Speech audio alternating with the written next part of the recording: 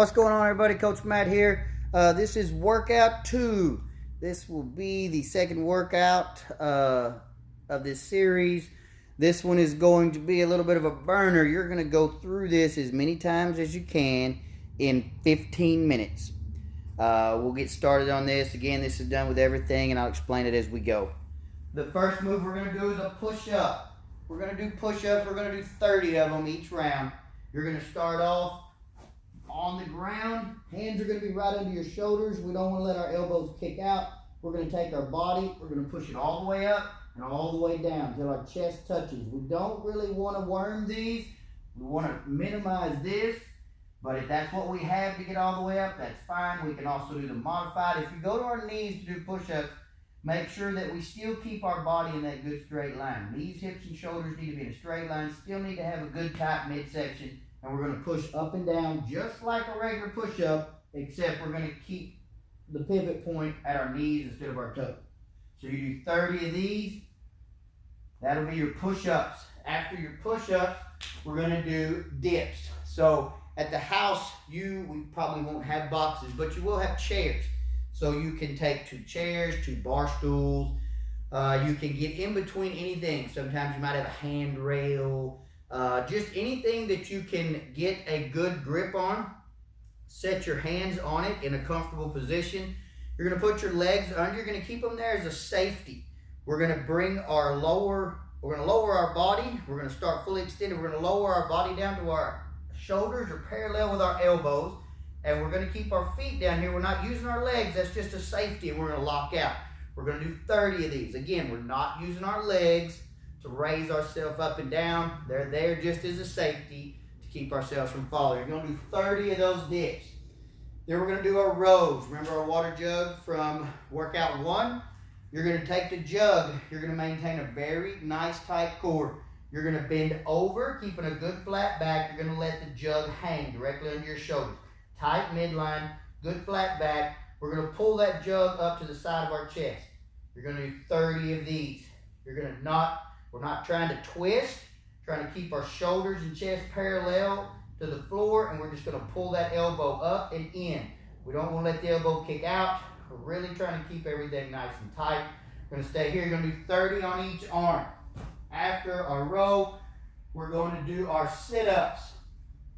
We're going to take the jug. Again, if you can't do these sit-ups with the jug, like in workout 1, I failed to mention that. If you can't do the sit-ups with the jug, that's fine. Just get rid of the jug for the sit-up.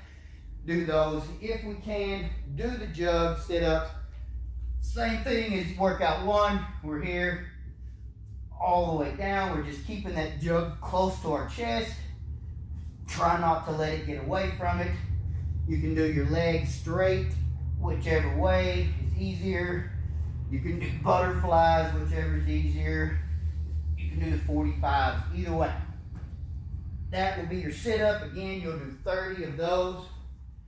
After our sit-ups, you're going to do knee pulls. We're going to put our hands under our bottoms, straighten our legs out. You're going to bring them up as far as you can, push them back out. They're not going to the floor. You're trying to get 30 of these, keeping everything nice and tight, pushing our legs out, driving our heels away, squeezing everything at the bottom, making sure we're getting everything there. If you need to take a break, take your breaks, but then go back to that same starting position. After our knee pulls, we have our bent twist. These again will be done with a broom, PVC, whatever we have handy. You're going to put it on your back, grab out. We're going to bend at the waist, keeping our legs straight. Once we're here, we're going to twist as far as we can. Our goal is to get that broom, pipe, PVC, whatever, straight up and down and back the other way. You'll find out, if you're like me, this will be a move that one side is better than the other. You're going to do 30, 1 to each side is 1. After your bent twist, you're going to do elevated squats. Yes, elevated squats. Elevated squats, you can take a phone book. You can take anything to elevate your feet about 2 to 3 inches. You're going to keep your toes close. Again, directly under our hips. We're not going to let our knees flare out. We're going to really focus on keeping a really good tall position, really loading the hips. So you'll keep your feet elevated, keep your chest really tall, keep our hands out in front of us, and you're going to squat as deep as you can without losing tension. We don't want to just set into it, so we're going to stop just short of bottoming out, and we're going to stand up.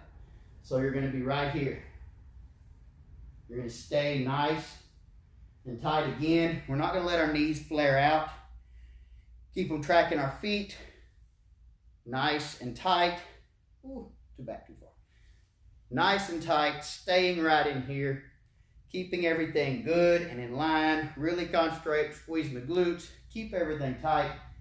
And last but not least will be calf raises. We'll again, that same thing that you have your heels on, you're going to put your toes on it as high as you can and still have your heels touching.